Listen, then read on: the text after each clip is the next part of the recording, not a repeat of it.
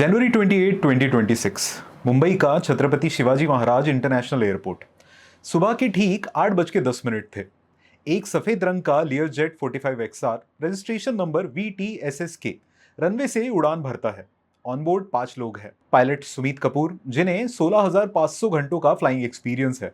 उनकी को pilot Shambhavi Pathak, aircraft attendant Pinky Madi और Maharashtra deputy chief minister Ajit Pawar के personal security officer Vipin Jadhav. लेकिन सबकी नजरें थी एक शख्स पर। वो थे अजीत अनंतराव पवार। दादा हमेशा की तरह जल्दी में थे। बारामती में जिला परिषद इलेक्शन की सभा होनी थी। अजीत पवार के लिए वक्त की कीमत जान से भी ज्यादा थी, मगर नियति ने कुछ और ही लिखा था। बारामती पहुंचते पहुंचते मौसम बिगड़ चुका था। विजिबिलिटी सिर्फ 3000 मीटर की थी। तकरीबन 8:45 बजे प्लेन की लैंडिंग की कोशिश की गई, लेकिन रनवे नजर नहीं आया। पायलट गो अराउंड का फैसला लेता है। दूसरी कोशिश और फिर अचानक सन्नाटा। बारामती एयरपोर्ट के रनवे 11 के पास एक धमाका होता है। एक किसान जो वहां पे मौजूद था कहता है, मैंने अपनी आंखों से देखा कि प्लेन नीचे गया, पलटा और फिर आग का गोला बन गया। 8:50 तक महाराष्ट्र की राजनीति का सबसे ताकतवर दादा हमेशा के लिए खामोश हो चुका था। न्यूज चैनल्स पर हेडलाइन फ्लैश हो रही थी, अजीत पवार नो मोर। पूरे देश में एक ही सवाल था, क्या ये सिर्फ एक हादसा था या एक ऐसी कहानी का दर्दनाक अंत जो अभी अधूरी थी। अजीत पवार को समझने के लिए हमको काटेवाड़ी के खेत खलियानों में जाना होगा, जहां ये सफर शुरू हुआ था। 22 जुलाई 1959 को जन्मे अजीत के पिता अनंतराव शरद पवार के बड़े भाई थे। पॉलिटिक्स अजीत के डीएनए में थी, पर उनका मिजाज अपने चाचा से बिल्कुल अलग था। शरद पवार मास्टर स्ट्रेटेजिस्ट थे, जो शतरंज की चाल महीनों पहले से समझ लेते थे। लेकिन अजीत को एक्शन पसंद था। 1991 में बारामती से एमपी बनने से लेकर महाराष्ट्र की कैबिनेट तक उनका ग्राफ किसी रॉकेट से कम नहीं था। लेकिन इसी तरक्की के साथ एक चुभन भी थी। 1999 में जब एनसीपी बनी, अजीत पवार को लगा कि अब उनका वक्त आ गया है, पर शरद पवार ने सीएम की कुर्सी कांग्रेस को दे दी। लोग कहते हैं वही वो पल था जब अजीत के मन में बगावत का पहला बीज बोया गया। उन्हें दादा कहा जाने लगा। वो एडमिनिस्ट्रेटर जो सुबह 6 बजे से मंत्रालय में फाइल्स मंगवाता था, वो नेता जो ब्यूरोक्रेट्स की गलती पर उनसे पूरे स्टाफ के सामने झाड़ देता था। उनका एक ही मंत्र था, काम होना चाहिए चाहे कैसे भी हो।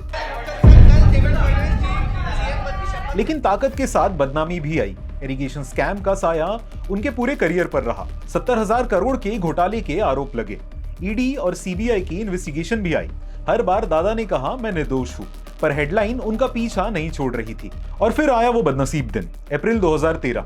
एक किसान सूखे की फरियाद लेकर आया और गुस्से में भरे अजीत पवार ने कह दिया जो इतिहास में दर्ज हो गया,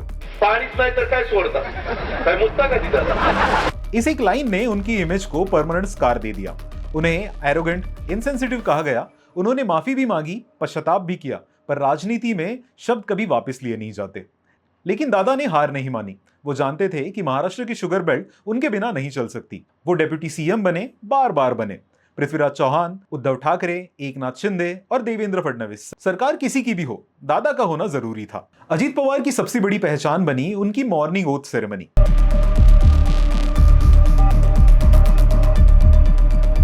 नवंबर 2019 का वो सवेरा जब उन्होंने फडणवीस के साथ शपथ लेकर दुनिया को शॉक कर दिया। वो रिबेलियन सिर्फ 80 घंटे चला, पर उसने दिखा दिया कि अजीत पवार अब किसी के साये में रहने को तैयार नहीं है। 2023 में उन्होंने वही किया जो उनके अंकल ने 1978 में किया था, पार्टी तोड़ी, सिंबल छीना और शरद पवार की लेगेसी को सीधा चैलेंज किया। लेकिन किस्मत देखिए, जब वो अपनी पावर के लिए पीक पर थे, तभी मौत ने दस्तक दी। 29 जनवरी 2026 बारामती के विद्या प्रतिष्ठान ग्राउंड पर हजारों की भीड़ थी। उनके चाचा शरद पवार समेत सारे सीनियर इंडियन पॉलिटिशियंस सब वहां मौजूद थे। हर आंख नम थी। शरद पवार, वो चेहरा जो इतने सालों की कड़वाहट के बाद भी अपने भतीजे के लिए रो रहा था, सब कुछ बयां कर रहा था। अजीत पवार ने सब कुछ हासिल किया, रुतबा, पैसा, ताकत। बस वो एक सपना रह गया, महाराष्ट्र का चीफ मिनिस्टर बनना। ब्लैक बॉक्स इन्वेस्टिगेशन में शायद टेक्निकल फेलियर या पुअर विजिबिलिटी की बात सामने आए, पर सच तो ये है कि महाराष्ट्र ने एक ऐसा नेता खोया है जो बेबाक था, जिद्दी था और सबसे बढ़कर काम करने वाला दादा था। हिस्ट्री उन्हें कैसे याद रखेगी? एक कंट्रोवर्शियल रिबल या वो सीएम जो महाराष्ट्र को मिलना चाहिए था पर कभी मिल नहीं पाया? बारामती के हवाओं में आज भी एक आवाज गूंज रही है, अजीत दादा अमर रहे।